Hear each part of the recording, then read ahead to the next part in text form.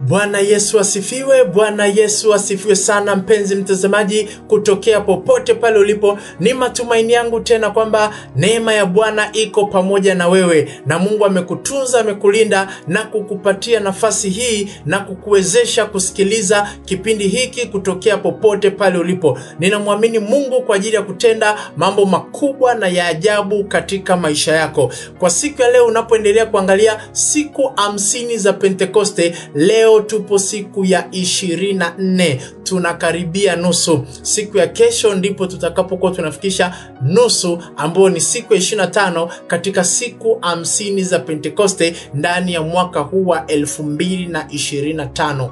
Basi ninamwamini Mungu kabisa kuendelea kutupatia mambo mazuri na mambo mema ambayo amekusudia tunapojifunza kuhusiana na Pentekoste, tunapojifunza kuhusiana na Roho Mtakatifu na mambo kadha wa kadha yanayoendana na hayo. Kwa hiyo sasa siku ya leo moja kwa moja tutaenda kwenye kile ambacho Mungu amekikusudia tuweze kukipata. Na bila kupoteza wakati, karibu. Siku ya leo tena tunaendelea moja kwa moja kwenye kitabu kile cha Ezekiel sura ile ya 47 kuanzia mstari wa 5 mpaka pale wa 10. Tutaangalia vitu kadha wa kadha. Kama wewe ni mfuatiliaji wa vipindi hivi, somo hili limeungana na somo lilotangulia. Kwa hiyo unaweza ukatafuta siku ya 23. Leo tupo siku ya 24. Kwa hiyo kwa ufupi ni kwamba katika somo lilotangulia tuliangalia habari za ule mto ambao Biblia inatuelezea ulikuwa unatoka kiwango kimoja kwenda kiwango kingine.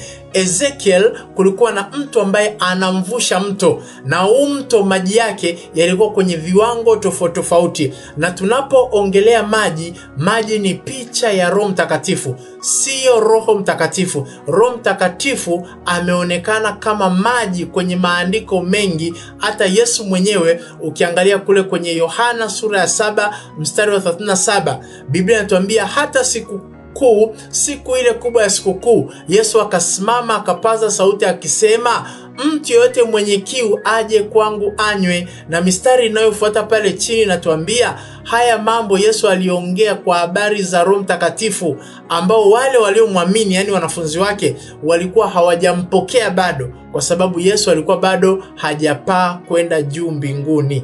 Kwa hiyo Roho Mtakatifu alikuja baadaye. Bwana Yesu asifiwe sana. Kwa hiyo Yesu hapo akatumia hiyo picha ya maji. Vile vile hata mafuta, Roho Mtakatifu sio mafuta, ila mafuta yametumika mara nyingi kuonyesha Roho Mtakatifu au kazi zake au utendaji wa nguvu zake kwenye maisha ya wanadamu, ila Roho Mtakatifu sio mafuta. Bwana Yesu asifiwe sana. Sasa hapa tunaona kwenye hii picha ya maji ambayo sasa ni picha ya Roho Mtakatifu, ni kuonyesha kwamba kuna viwango kadhaa, viwango mbalimbali vya Roho Mtakatifu. Kwa hiyo ukiona mwingine anafanya kazi kwa viwango vya juu, sio tu kwamba Mungu amempendelea, isipokuwa kuna gharama huenda ameilipa kufika pale, na wewe ukifanya vivyo hivyo Mungu atakufikisha pale juu. Haleluya. Biblia inatuambia Mungu haangalii uso wa mtu, lakini ukiingia gharama, unajua kuna vitu tofauti. Wokovu ni bure, wewe haugaramiki. Yesu Kristo alishagaramika kwa ajili yako au kwa niaba yako pale msalabani. Wokovu ni bure kabisa, lakini kutembea katika nguvu za Mungu sio bure. Kutembea katika upako, kama unataka kuona upako na nguvu za Mungu za kweli, achana na uchakachuaji, achana na ujanja tu wa madhabahuni. No, ukitaka kutembea katika nguvu za Mungu itakugharimu. Lazima uingie gharama. Gharama sio fedha, ni kuwa discipline, kuwa na discipline kwenye neno la Mungu na maombi na kufunga ukiwa serious, nao utamuona Mungu katika maisha yako. Kwa hiyo Ezekiel alitoka kwenye yale maji ambayo yalikuwa kwenye kiwango cha nyayo tu, akaingia kwenye maji yaliyofika kwenye magoti, baadaye akafika kwenye kiuno, baadaye ukawa ni mto usiovukika. Na hapa Biblia ikatuambia kwamba haikuwezekana kuuvuka ila kwa kuogelea, ulikuwa ni mto mkubwa. Sasa kwa siku ya leo na kupeleka moja kwa moja kwenye matokeo. Unajua wengine hata wananena kwa lugha hawajui faida zake. Unapokuwa unanena kwa lugha, yani kwamba ni mito ya maji ya Roho Mtakatifu inakuwa inatiririka. Sasa kuna wale ambao hawakubaliani na kunena kwa lugha. Sasa sijui hapo maji yatatiririkaje, au unafikiri umeshapata Roho Mtakatifu kwa hiyo maji yanatiririka yenyewe? Katika namna za kuweka ile andiko kazini, Yesu aliposema mito ya maji iliyo hai itatoka ndani yenu kwa kadiri unavyonena kwa lugha. Rimo shekere koria ikantarama shandara kurabaribo sikiribo saka. Biblia inatuambia akili haina matunda, manake akili haielewi kile unachokinena kwa lugha, lakini roho inajengwa. Hayo yote yanapatikana kwenye Wakorintho wa kwanza sura ya 14. Roho yako inajengwa, nafsi yako inaimarishwa huku ndani. Bwana Yesu asifiwe sana. Sasa kuna matokeo yake. Unavyonena kwa lugha ndivyo maji ya Roho Mtakatifu, mito ya maji iliyo hai inatiririka ndani yako, inatiririka, yanakuwa ni mto usioweza kuvuka. Roho Mtakatifu sasa anakuwa anakupeleka kwenye kile kiwango ambacho amekikusudia yeye. Tuangalie mstari wa 6 unavyosema. Mstari wa 6 unasema kwamba yule mtu akaniambia, wewe mtu. Biblia tafsiri nyingine zinasema wewe mwanadamu, zingatia mambo haya yote kwa makini. Manake uwe makini sana na kitakachofuata baada ya hapa. Tayari umeshatoka kwenye viwango kadhaa. Maji yametoka kwenye unyayo au viweko vya miguu, yakafika kwenye magoti, yakafika kwenye kiuno, ukawa ni mto usioweza kuvuka. Sasa anza kuangalia kwa umakini kinachofuata. Biblia inatuambia kisha akanirudisha mpaka ukingo wa mto. Kwa sasa Biblia inatuambia huyu mtu aliyekuwa anamuongoza nabii Ezekiel alimchukua akamrudisha. Sasa unaweza ukafikiri kwamba anamrudisha nyuma. Hapana, ni kwamba ndio kimwili au kimazingira pale alikuwa anamrudisha nyuma, lakini muda huu alikuwa anataka kumuonyesha matokeo ya kilichokuwa kinaendelea ambacho yeye alikuwa hakioni kwa muda ule au kwa wakati ule. Bwana Yesu asifiwe sana. Wakati maji yapo kwenye unyayo, yeye tu alikuwa amefocus kuangalia maji yaliyopo kwenye unyayo. Maji yalipofika kwenye magoti, akawa anaangalia maji yamefika kwenye magoti. Hakuangalia kwenye mazingira, ni kitu gani kimetokea, ni mabadiliko gani yanayotokea. Ndivyo hivyo ukinena kwa lugha, wewe unaweza ukaona kwamba umenena kwa lugha, hamna kilichotokea, hamna badiliko lolote, bado uko vile vile. Lakini Mungu wakati mwingine akikurudisha nyuma, akakuonyesha matokeo ya kunena kwako kwa lugha ambayo ulikuwa huyaoni wakati huo unanena kwa lugha, utashangaa. Matokeo mengine au mambo mengine utakuja kuyajua baadaye kwenye maisha. Unasema Roho Mtakatifu ni wa ajabu sana. Kwa ndio maana yule mtu akamrudisha mpaka kwenye ukingo wa mto. Sasa akaanza kumuonyesha jambo moja baada ya jingine. Mstari wa 7 akasema, nilipokuwa huko niliona miti mingi sana kwenye kingo za mto. Kumbe hii miti mwanzoni hakuiona, ila baadaye akaona ijapokuwa maji yalikuwa kidogo vile, lakini haya maji kumbe kulikuwa na miti. Miti iliweza kumea, miti ikawa mirefu, sio tu mirefu, ilikuwa mingi sana. Huenda yeye alikuwa amefocus pale tu kwenye maji yalivyokuwa kwenye viweko vya miguu kule ukingoni, akutaka kwenda kule mbele zaidi mpaka yule mtu alipompimia mita 500. Lakini Biblia inatuambia kumbe kulikuwa na miti mingi sana. Miti imeongezeka lini? Imekuwa kwaje? Huo msitu mkubwa umetokea wapi? Hata yeye mwenyewe Ezekiel hakujua. Lakini Biblia inatuambia kwamba alipofika huko aliona miti mingi sana kwenye kingo za mto. Maanake hii ni point kwamba hakuiona mwanzoni. Mwanzoni hakuona miti. Mwanzoni aliona tu kama sehemu kame, sehemu kama tambarare tu, sehemu kama hakuna miti, misitu haiwezi kamea pale. Lakini kumbe kuna matokeo yalijitokeza. Usidharau unaponena kwa lugha. Hata kama akili zako hazielewi, wewe hakikisha kwamba unanena kwa lugha. Huenda baadaye unakuja kurudi, unakuta kumbe kuna miti imeota, kuna mimea imechipuka. Haleluya. Bwana Yesu asifiwe sana. Ile ardhi imepata rutuba. Unaona, hata wakati Mungu anaumba miti, Biblia inatuambia kwamba Mungu alizungumza na ardhi, akasema, ardhi wewe, ndani yako ninaona kuna miti, lakini ile miti bado haijatoka.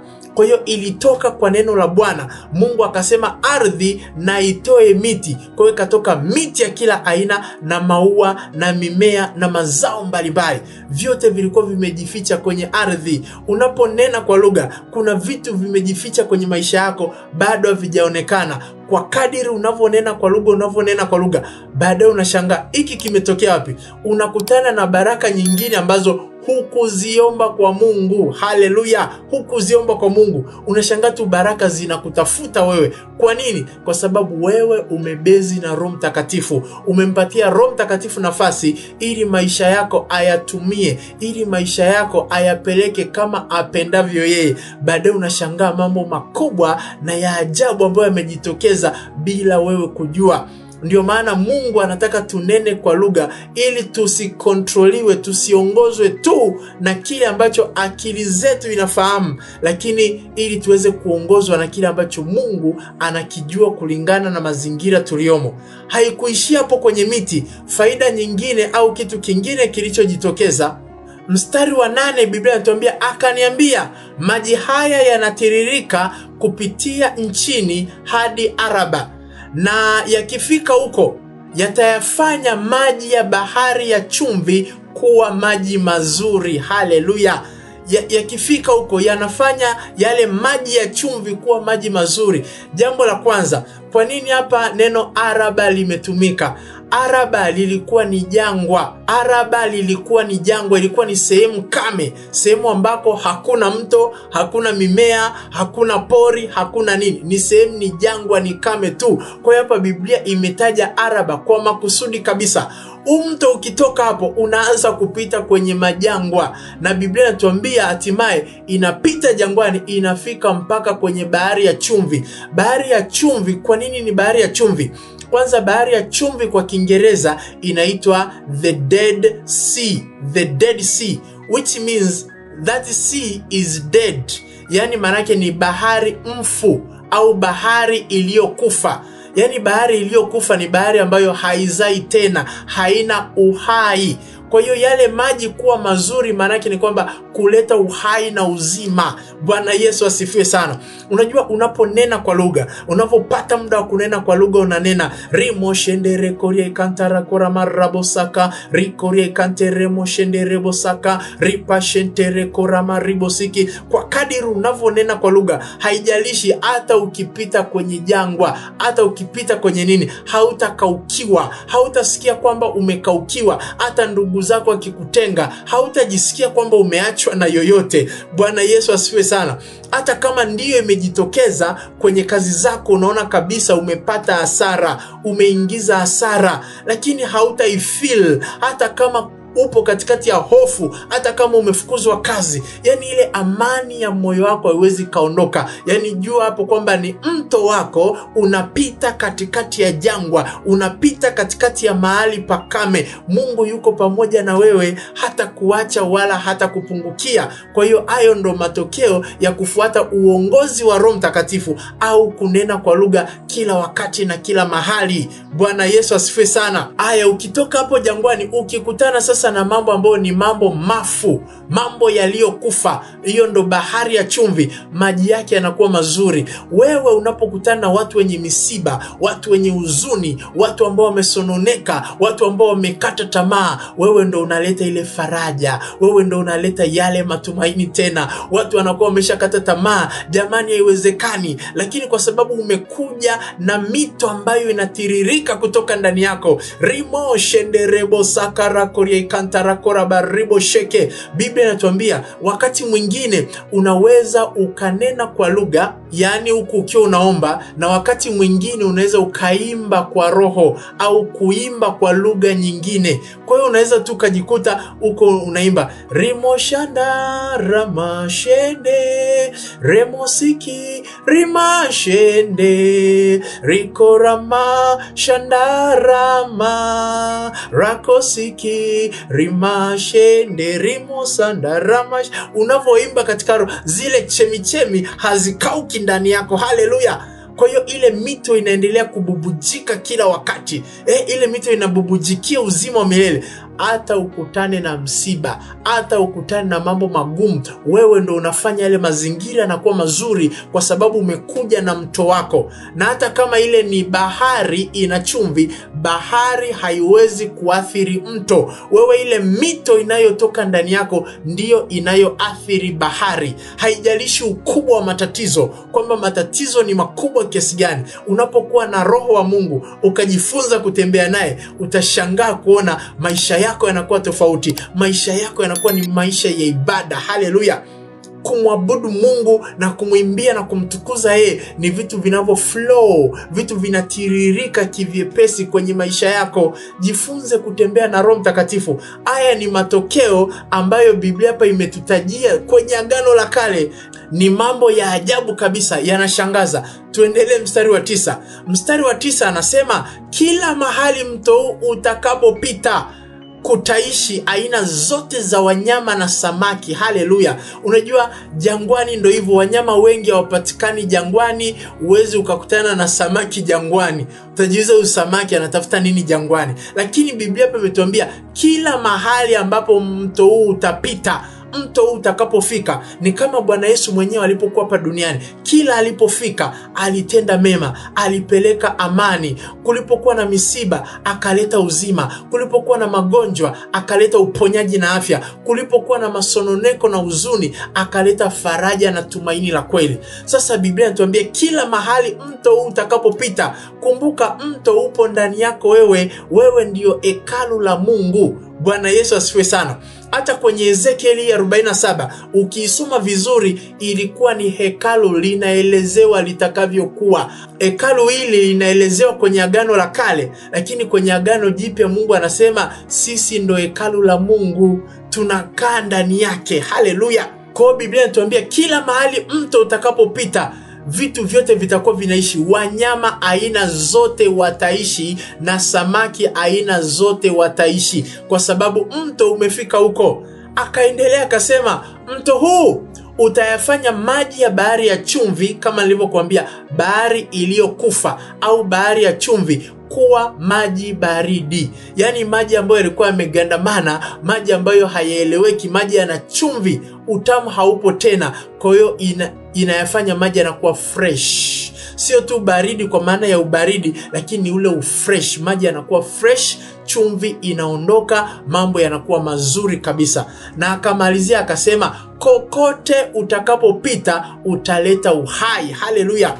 Kama unataka kuona uhai kuanzia kwenye maisha yako binafsi, kwenye mwili wako wewe mwenyewe, kwenye familia yako, kwenye ndoa yako, kwenye kazi zako, unatamani kuona uhai. Hautaki tena kuona vitu vinakufa, hautaki tena kuona vitu vinaangamia. Hakikisha kwamba unajichaji katika Roho Mtakatifu, unakaa unanena kwa lugha, unakuwa unaachilia ile mito ya maji iliyo hai inatiririka ndani yako, inatiririka. Unashangaa Mungu akifanya mambo makubwa na ya ajabu. Kwa hiyo endelea kumwamini yeye, endelea kumtegemea, kwa sababu popote mto utakapofika. Wengi tu tunaishia kule kwenye ule mstari wa 5 kwamba ni mto usiovukika, ni mto wa kuogelea, mto unaotupeleka. Lakini na huo mto inabidi wewe upeleke sasa mahali ambapo kuna maiti, mahali ambapo hakuna uhai, ili uhai uje. Bwana Yesu asifiwe sana. Ukikutana na watu wenye magonjwa, ukikutana na watu ambao wamekandamizwa na nguvu za giza, ukikutana na watu ambao shetani ameshaona ndo uwanja wake wa kufanyia majaribio, shetani akiwa na mambo mabovu na machafu anajaribisha kwenye maisha ya watu. Watu wamekandamizwa na kuonewa, watu wameishi kwenye giza kwa muda mrefu. Sasa wewe unapokuja ni kama vile unakuja kama mkombozi, kwa sababu Yesu Kristo yuko ndani yako na mito ya maji iliyo hai inatiririka ndani yako. Lazima uhakikishe kwamba unaacha uzima kwenye eneo hilo ambalo umefika. Haleluya! Na hapa Biblia inasema ni kokote ambako ule mto utafika, basi utaleta uhai. Basi kwa siku ya leo tumalizie na mstari wa 10, unaendelea kutupatia faida za mto huu tunapouweka kazini. Na Yesu mwenyewe anataka tuweke kazini, ndio maana akasema aniaminie mimi kama vile maandiko yalivyosema. Na actually Yesu pale alivyosema kama maandiko yanavyosema, Yesu alikuwa anarifaa kwenye Ezekieli 47. kule kwenye Yohana sura ya 7 mstari wa 37, wakati Yesu anasema aniaminie kama vile maandiko yanenavyo, Yesu alikuwa anarifaa kwenye Ezekiel 47 kwamba mito ya maji iliyo hai itatoka ndani yake, itatoka ndani yake. Bwana Yesu asifiwe sana. Kwa hiyo ukikutana na mambo magumu usiogope. Na sijui kama nimekuonyesha kitu fulani kwenye hii mistari, unaona mwanzoni ulianza ukiwa mto mmoja, baadaye ikawa mito. Ilikuwa mito sangapi? Baada ya kuanza kupita jangwani, baada ya kuanza kupita kwenye changamoto, zile channel zikasambaa, mto ukagawanyika. Bwana Yesu asifiwe sana. Mungu anategemea au anatarajia kwa kadiri unavyopita kwenye changamoto, kwa kadiri unavyopita kwenye maeneo mbalimbali ya kukutatiza, ndipo nguvu zako za rohoni zinapoongezeka, ndipo mito ya maji iliyo hai inavyotiririka kutoka ndani yako. Unakuwa sio mto tena, ni mito, ni mito. Bwana Yesu asifiwe sana. Kwa hiyo usiridhike tu na mto mmoja kwamba eti nipo kwenye mto usiovukika. Huo ni mto mmoja. Mungu anataka uende kwenye mito. Yesu kwenye Yohana sura ya 7 aliongelea mito. Haleluya. Kwa hiyo na wewe hakikisha unatembea katika mito hiyo, na popote ambapo mito hii itafika italeta uhai. Mstari ule wa 10 unamalizia kwa kusema, wavuvi watasimama ufuoni mwa bahari, na eneo kutoka Engedi mpaka kule Englaim litakuwa la kuanika nyavu zao. Kutakuwa na aina nyingi za samaki kama zilivyo katika bahari ya Mediterania. Haleluya, Bwana Yesu asifiwe. Hapa naongelea habari ya wavuvi. Wavuvi kwenye nyakati hizi za Agano Jipya ni wale watu ambao wanahubiri habari njema, wanavua watu toka kwenye ufalme wa giza kuingia kwenye ufalme wa Mungu. Sio tu kutoka kanisa moja kwenda kanisa jingine, lakini ni kutoka kwenye ufalme wa giza kuingia kwenye ufalme wa nuru. Watu wanavuliwa toka mautini kuingia uzimani. Haleluya. Biblia inatuambia wavuvi hao watakuwa ni wengi na watasimama eneo kubwa, toka sehemu moja inaitwa Engedi mpaka sehemu inaitwa Englaim. Ni eneo pana, ni eneo refu. Hao wavuvi wataenda kwa ajili ya kuvua samaki, na Biblia inatuambia kutakuwa na aina nyingi za samaki. Unajua nyakati za mwisho ndio nyakati ambapo tunafanya uinjilisti, na uinjilisti bila Roho Mtakatifu hautawezekana. Tunahitaji uinjilisti wa moto, uinjilisti ambao umebeba nguvu za Roho Mtakatifu. Unaenda unanena kwa lugha, unaenda unahakikisha umejaa nguvu za Mungu, unahubiri neno, lile neno linaingia linachoma kabisa mioyo ya watu. Kama Petro alivyohubiri, watu wakachomwa kwenye mioyo yao. Bwana Yesu asifiwe sana. Sio bla bla tu, sio unafika pale unaanza kusema dhehebu hili, unasema dhehebu hili, unasema no. Uhubiri habari za Kristo. Ukihubiri habari za Kristo na Roho Mungu akiwa amekupaka mafuta juu yako, utashangaa watu wanachomwa mioyo na watu wanafanya uamuzi wa kuokoka, na mavuno yatakuwa mengi kwa sababu tumeamua kumshirikisha Roho Mtakatifu. Na nadhani nilishawahi kukueleza kabisa kwamba Pentekoste yenyewe ilikuwa ni sikukuu ya mavuno. Ilikuwa ni sikukuu ya mavuno. Watu walikuwa wanasherehekea mavuno. Kwa hiyo ikaungana hapo na Pentekoste. Kwa sasa kwenye Agano Jipya Mungu anategemea tufanye uinjilisti wenye nguvu, tuhubiri injili kila mmoja kwenye eneo lako. Kama upo kwenye mitandao ya kijamii, hubiri injili huko. Kama ni mguu kwa mguu, nyumba kwa nyumba, mikutano ya injili, wapi na wapi, upo kwenye basi, upo kwenye eneo lolote, hakikisha unashuhudia katika nguvu za Roho Mtakatifu.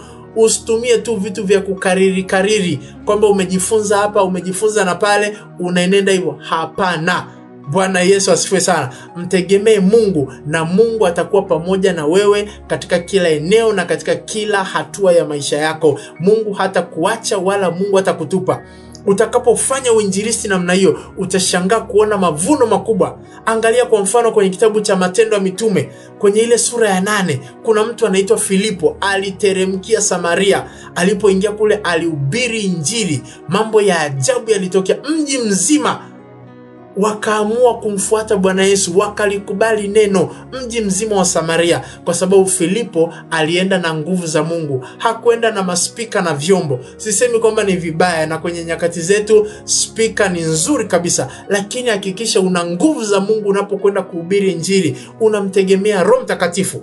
Kwa hiyo kama na wewe una moyo huu, unatamani kuhubiri injili wafikie watu mbalimbali, watu wakapate kuokolewa, natamani ni kuombee ili nguvu za Mungu ziambatane na wewe, ishara, miujiza na maajabu utakapohubiri neno lako likaguse mioyo ya watu, na watu wakafanya uamuzi wa kumwamini Yesu Kristo kuwa Bwana na Mwokozi wa maisha yao. Mungu wangu na Baba yangu, katika jina la Yesu Kristo, wewe ni Mungu mkuu na ni Mungu mweza, katika jina la Yesu Kristo. Asante Bwana wa mabwana, kwa sababu wewe ni Mungu mkuu na ni Mungu mzuri. Bwana Yesu, tizama wakati huu tumesikiliza neno lako, na unatamani Bwana tushiriki katika kazi hii ya mavuno, nyakati hizi za Pentekoste ambazo ilikuwa ni sikukuu za mavuno. Nasi katika siku hizi za mwisho Bwana, unatamani kutusaidia watu wengi wakaweze kuvunwa katika ufalme wako. Nami ninawaombea watazamaji na wasikilizaji wote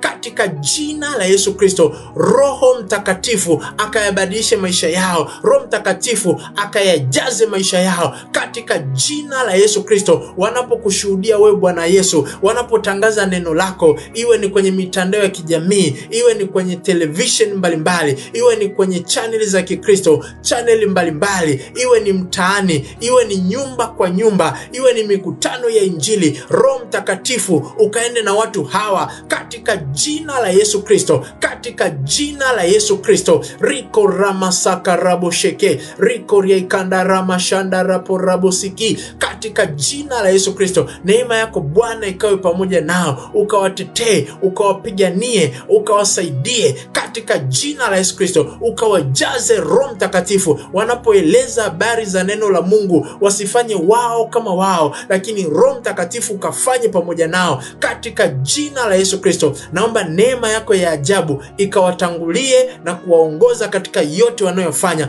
na matokeo ya Roho Mtakatifu, matokeo ya kujaa Roho Mtakatifu yakaambatane nao na maisha yao na huduma zao, na katika kila wanachokifanya kikafanyike kwa utukufu wa jina lako Bwana Yesu. Ni katika jina la Yesu Kristo nimeomba haya na kuamini. Amen.